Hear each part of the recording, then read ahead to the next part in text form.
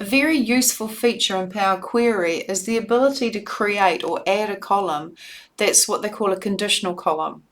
A conditional column basically implements some sort of logic on a row-by-row basis. To demonstrate this, I'm going to go to Sales 2019. And the first thing I want to do is select Sale 2019, hold the Shift key and select Sale 2021. I want to replace all the nulls with zeros. So I'm going to go to Transform, Replace Values, type null, and in the Replace With, type 0, and OK. So we'll just sort out the figures first. Now I want to create a conditional column. So I'm going to click on Sale 2019. I'm going to go Add Column, and I want to use this button here, Conditional Column. Now, here I want to call this conditional column 2021 brands. In fact, let's start with 2019 brands, just because I'm sitting on it. If the sale 2019 is greater than or equal to, say, 20,000, then that is considered a top seller. But then I want to add a clause. Else if the sale, 2019 sale, is greater than or equal to, say, 10,000, then that's considered a popular brand. Otherwise, it's just standard. So we're creating a conditional column that basically says if this is greater than or equal to 20,000, show top seller. Otherwise, if it's greater than or equal to 10,000, show popular brand. Otherwise, show standard. And so when I click OK, it's created a new column here, which is my 2019 brands, which I can drag and put to the right of 2019. And I can see my standard ones, my popular ones, and my top sellers based on the sale. Let's do another one. So if I click on Sale 2020 and I go to Conditional Column, I'll say that I want 2020 brands. And I'll say if the Sale 2020 is greater than or equal to 20,000, then it's considered to be a top seller.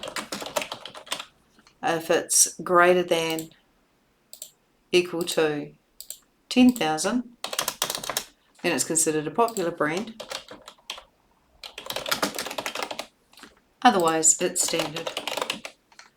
And then just repeat that process for the sale 2021.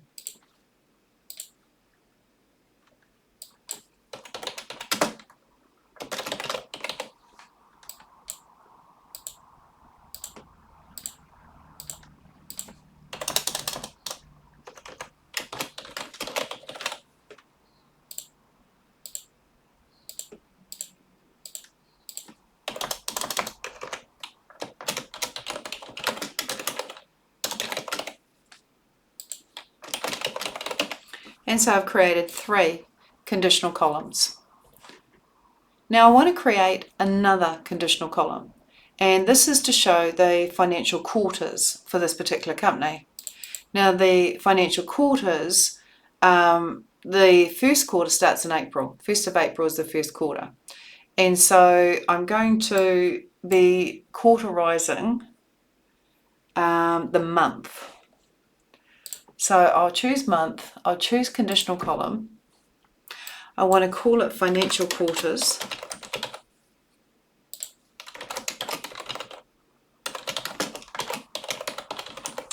And I want to say if the month equals January, then that's the 4th quarter. Add clause. If the month equals February, then that also is the 4th quarter. If the month equals March, then that's also the 4th quarter.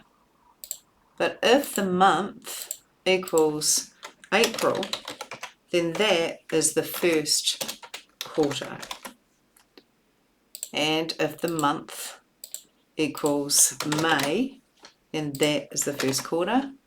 And if the month equals June, that's also the 1st quarter. Add clause. If the month equals July, we are suddenly in the 2nd quarter. And if the month equals August, 2nd quarter. add clause, month equals September. Second quarter, add clause, if the month equals October, then that is the third quarter. Add clause, month equals November. And lastly, month equals December. And I'm just pasting each time. All right, so if I click OK, what I've created is a column called financial quarters, and then depending on the month, let me drag that over, that month will either fall into the fourth quarter or the first quarter or the second quarter, etc. So conditional columns are adding columns that will implement some sort of logic on a row by row basis. Very, very useful in Power Query.